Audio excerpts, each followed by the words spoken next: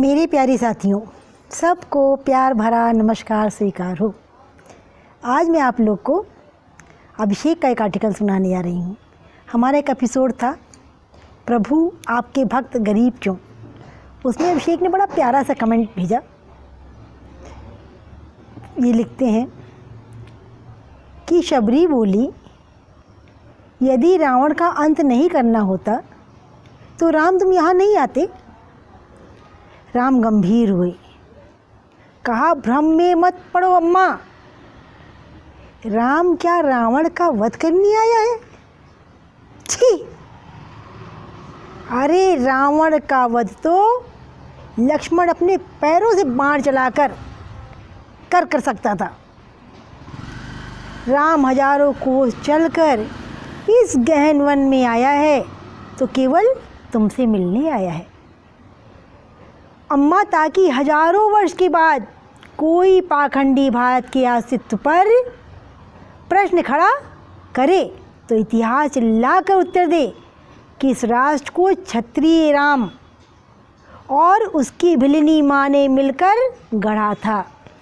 जब कोई कपटी भारत की परंपराओं पर उंगली उठाए तो काल का गाल पकड़कर कहे कि नहीं, यह एकमात्र ऐसी सभ्यता है जहाँ एक राजपूत वन में प्रतीक्षा करती हुई एक दरिद्र वनवासिनी से भेंट करने के लिए 14 वर्ष का वनवास स्वीकार करता है। राम वन में बस इसलिए आया है ताकि युगों का इतिहास लिखा जाए तो उसमें अंकित हो कि सत्ता जब पैदल चलकर समाज के अंतिम व्यक्ति तक पहुँचे तभी वो राम राज्य है। राम वन में इसलिए आया है ताकि भविष्य स्मरण रखे कि प्रतिज्ञाएं अवश्य पूरी होती हैं। सबरी एकटक राम को निहारती रही, बड़ी मंत्रमुग्ध होकर के देख रही है। राम ने फिर कहा, राम की वन यात्रा रावण युद्ध के लिए नहीं है माता, राम की यात्रा प्रारंभ हुई है भविष्य के लिए, आदर्श की स्थापना के लिए। अब भिलिनी शबरी एकटक राम को निहार रही है, निहारती ही जा रही है।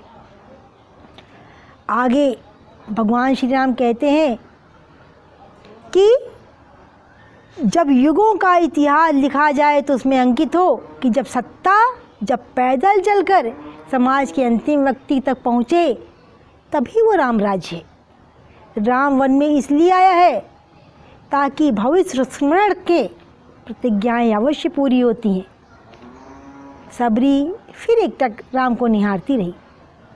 राम ने फिर कहा, राम की वन यात्रा रावण युद्ध के लिए नहीं हुई माता, राम की यात्रा प्रारंभ हुई है भविष्य के लिए, आदर्श की स्थापना के लिए। राम आया है ताकि भारत को बता सके कि अन्याय का अंत करना ही धर्म है। कहते हैं अधिकार खोकर बैठ रहना ये महादुष्कर्म है और न्यायार्थ अपने बंद को भी दंड देना धर्म है। राम आया है ताकि युगों को सीख दे सके कि विदेशों में बैठे शत्रु की समाप्ति के लिए आवश्यक है कि पहले देश में बैठी उसकी समर्थक स्वरूप नखाओं की नाक काटी जाए और खर दूषणों का घमंड तोड़ा जाए। और राम आया है ताकि युगों को बता सके कि रावण से युद्ध केवल राम की शक्ति से नहीं बल्कि वन में बैठी शबरी के आशीर्वाद से जीते जाते हैं। हम कहते हैं ना, there is more power in blessing than medicine. दुआओं में, आशीर्वाद में बहुत असर है। जब अपना ये रंग दिखाती हैं तो ज़िंदगी को रंगीन बना जाती हैं। तो वही प्रभु श्री राम भी कहते हैं कि रावण से युद्ध केवल राम की शक्ति से नहीं बल्कि वन में बैठी शबरी के आशीर्वाद से जीते जाते हैं। शबरी की आँखों में जल भर आया, भाव विभोर हो गई कि प्रभु श्री राम एक भिलनी को कितना महत्व दे रहे थे, बार बार अम्मा का संबोधन दे रहे थे, माता का सम्मान दे रहे थे। तो शबरी ने बात को बदल कर कहा, कंद खाओगे राम? राम मुस्कुराए, बिना खाए जाऊंगा भी नहीं अम्मा। तो प्रभु श्री राम का जीवन हमें संकटों के क्षणों में संयम व धैर्य की प्रेरणा देता है।